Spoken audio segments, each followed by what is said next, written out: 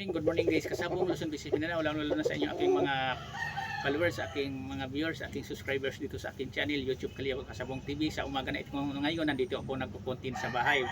Itong hawak ko nga manok, ipakilala ko mo sa inyo, ito siya, alimbuyugin lang din ito, linyada lang to ng black, high action black. Para sa inyong mabagon pa lang, mga ibigay kong pinaka-advice, pinaka-tips sa inyong baguhan pa lang na hindi nyo kabisado pa ang pag-alaga ang manok. Pinaka-importante kasi dito sa pagmanok, nimi-maintain natin ang pangatawan. Ngayon ang manok nyo, kapag hawak nyo, maganda na ang pangatawan, i-maintain nyo na yan. Huwag nyo nang pabayaan niya na magkaroon pa ng taba sa bandang puwitan niya, sa baba sa puwitan ng tinawag taba sa pula. Kasi kung kakapal na ang sapula, yan kasing nakapabagal na kumilos ang ating alaga nga manok. Mabigat sa katawan at saka inaayawan sa namimilig manok kapag makapal ng masyado ang sapula. Ngayon kung nagkasapula ang manok nyo, ilipat nyo ng mapaglagyan na makomportable siyang makagalaw-galaw, yung tinawag flying pins. Itaas niyo ang hapunan niya dapuan, parang makaakit baba siya, maka-exercise, tapos makakukalay kayo sa lupa, tapos paarawan nyo.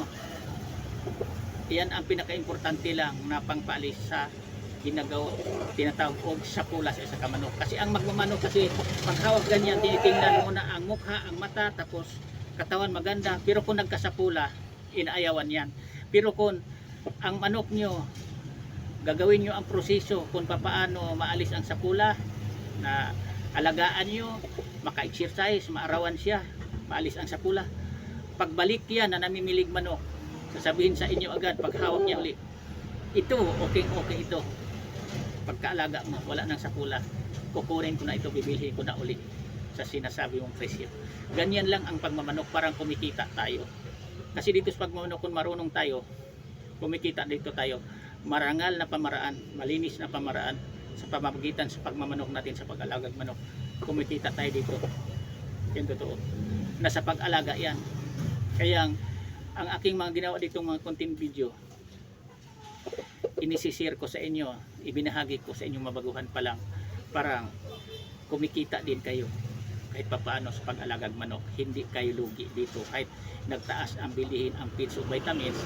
Kapag ang manok niyo mag-ayos na pagkapili ang linyada, tapos maganda ang pangatawan, alaga nyo, hindi nagkaroon taba na sobra-sobra, nagkasapula, maganda din ang presyohan yan. Hindi kayo lugi kung ibibinta nyo. Kung ang manok kasi nyo, kung hindi na maintain ang pangatawan, nagkaroon taba sa pula, grabing kapal na, lugi kayo. Kung may bibili man yan, mababang presyo dahil matagal pa niyang proseso bago niya mapabalik ang magandang pangatawan na hindi mataba, walang sapula. Kasi ang sapula, yan talaga ang nakapabagal na kumilo sa isa ka manok na hindi pwedeng ginagamit na pang laro ang isa ka manok kapag makapal ang sapula. Yan lang, maraming salamat ulit sa pagpanood. Sana mayroon kayong kunting mapulot matutunang mabaguhan pa lang.